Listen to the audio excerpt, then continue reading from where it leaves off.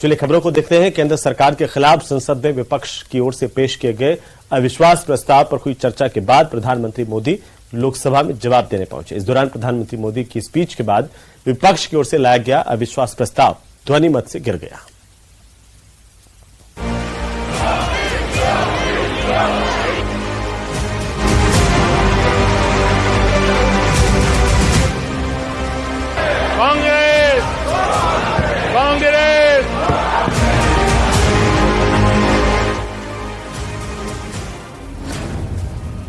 समय भी मैंने कहा था कि अविश्वास प्रस्ताव हमारी सरकार का फ्लोर टेस्ट नहीं है। मैंने उस दिन कहा था, बल्कि ये उन्हीं का फ्लोर टेस्ट है। बिल्डिंग विपक्ष ने ऑर्गेनाइज की, लेकिन चौके छक्के यहीं से लगे।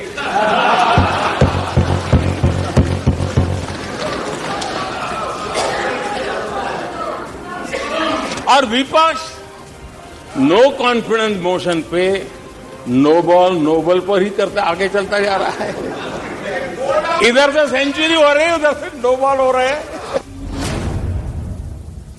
जिनके वही खाते खुद के बिगड़े हुए हैं, वो भी हमसे हमारा हिसाब लिए फिरते हैं। बाबू को क्या हाल हो गया, उनकी पार्टी ने उन्हें बोलने का मौका नहीं दिया। ये तो कल अमित भाई ने बहुत जिम्मेवारी के साथ कहा कि भाई अच्छा नहीं लग रहा है, और आपकी उदारता थी कि उनका समय समाप्त हो गया था, तो भी आपने उनको आज मौका दिया। लेकिन गुड़ का गोबर कैसे करना, उसमें ये माहिर है।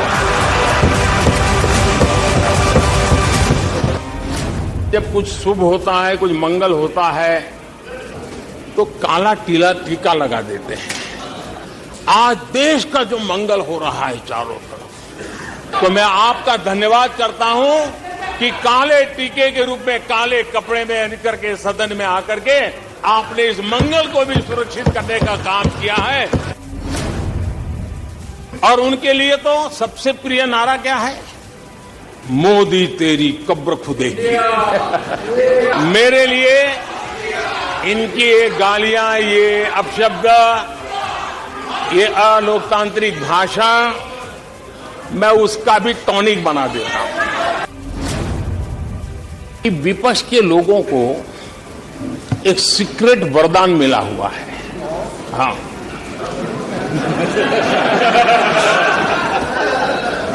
सीक्रेट वरदान मिला हुआ है।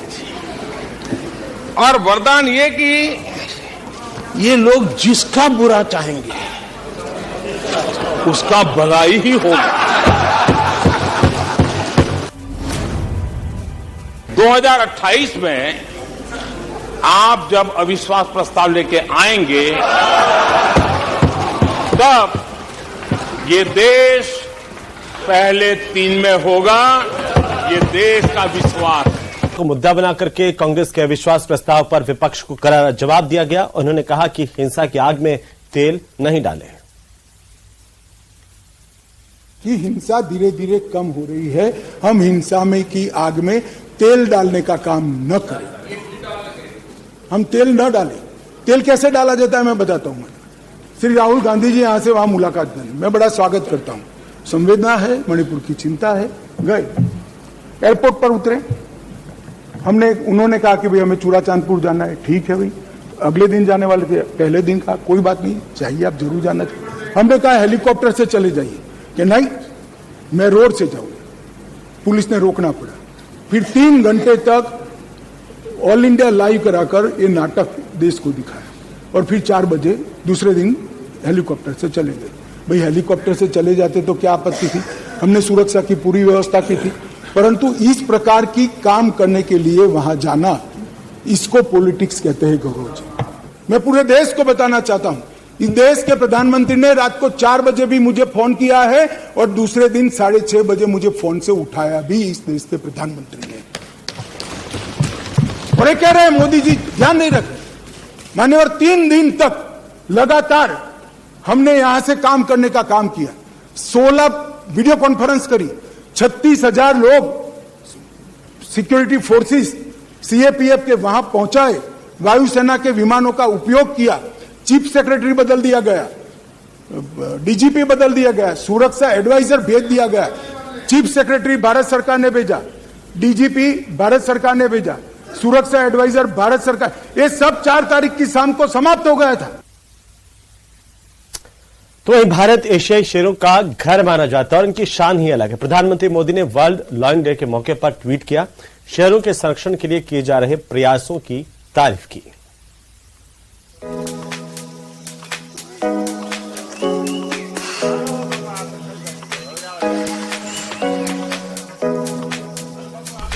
राजसी ठाठ, शाही अंदाज, एशियाई शेरों की शान देखते ही बनती है और ये गर्व की बात है कि भारत एशियाई शेरों का घर है। भारत इनके संरक्षण के लिए लगातार काम कर रहा है। वर्ल्ड लायन डे के मौके पर खुद पीएम मोदी ने ऐसे प्रयासों की सराहना की है। प्रधानमंत्री ने ट्वीट किया है जिसमें उन्होंने लिखा है, विश्व शेर दिवस उन प्रभावशाली शेरों का जश्न मनाने का एक अवसर है जो अपनी ताकत और भव्यता से हमारे दिलों को मोहित कर देते हैं। भारत को एशियाई शेरों का घर होने पर गर्व है। पीएम मोदी ने लिखा है कि पिछले कुछ सालों में भारत में शेरों की संख्या में निरंतर वृद्धि हुई है। उन्होंने शेरों के प्राकृतिक वास को संरक्षित करने की दिशा में कार्य कर रहे सभी लोगों की सराहना की है और लिखा है, हम उन्हें संजोना और उनकी रक्षा करना जारी रखेंगे, ये सुनिश्चित करते हुए कि वे अपनी आने वाली पीढ़ियों के लिए फलते फूलते रहे।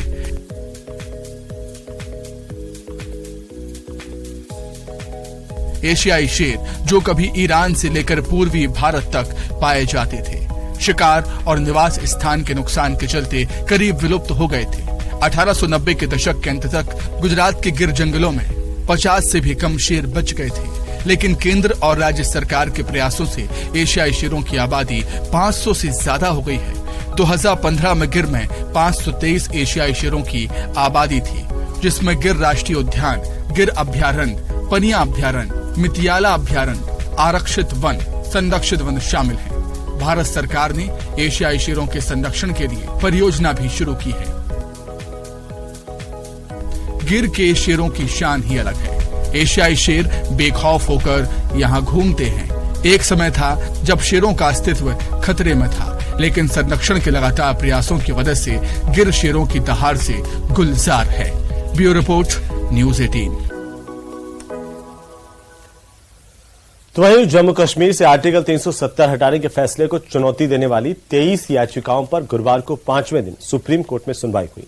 देश के मुख्य न्यायाधीश डीवाई चंद्रचूड़ की अध्यक्षता में वाली 5 जजों की संवैधानिक पीठ ने दलीलें सुनी। इस मामले में अगली सुनवाई अब 16 अगस्त को होगी। 15 अगस्त को मंगलवार है, इसलिए सुनवाई 16 अगस्त से होगी। और ये भी जानकारी है कि याचिकाकर्ताओं ने अनुच्छेद 370 रद्द करने के फैसले को चुनौती दी है।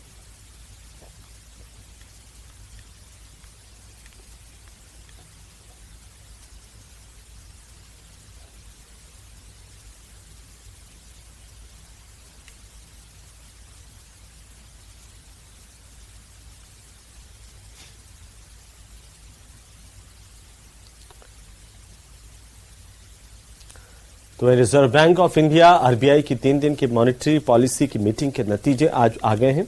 आरबीआई ने इस बार भी रेपो रेट की दरों में कोई परिवर्तन नहीं किया है, इजाफा नहीं किया है।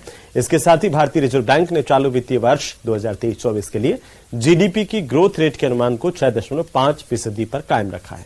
हालांकि केंद्रीय बैंक ने अपने मुद्रास्फीति के अनुमान को 5.1% से बढ़ा करके 5.4% तक कर दिया है।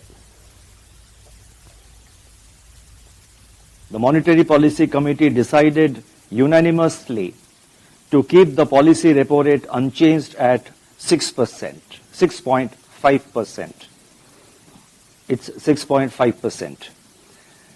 Consequently, The standing deposit facility, that is SDF rate, remains at 6.25%, and the marginal standing facility, that is MSF rate, and the bank rate stand at 6.75%.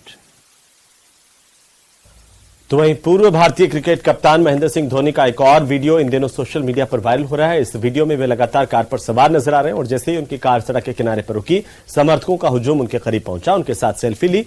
माही ने भी अपने समर्थकों से दिल खोल करके बात की है।